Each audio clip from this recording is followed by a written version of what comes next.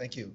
Thank you for giving me the honor to be able to ask a question and provide some transparency for the American people. Speaking of, I wanted to reference the election integrity. A lot of people in America are questioning if there's any possibility that we could see further investigations for anyone that could have violated our election integrity rights.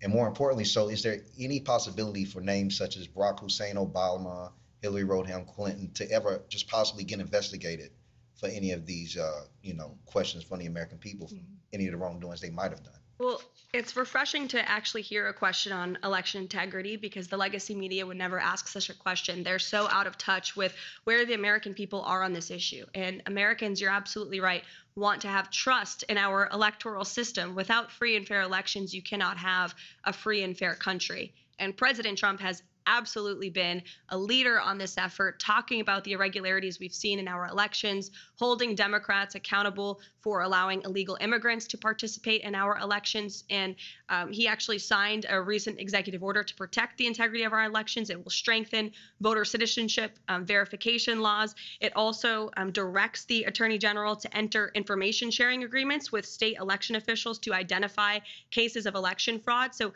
that correspondence between the federal government and the Attorney General with state and local officials has never happened before. It will allow the federal government to more easily identify these cases of fraud and then prosecute those who violate our election laws. And it is, again, appalling that any politician, regardless of party, could be against ensuring only American citizens can vote in American elections.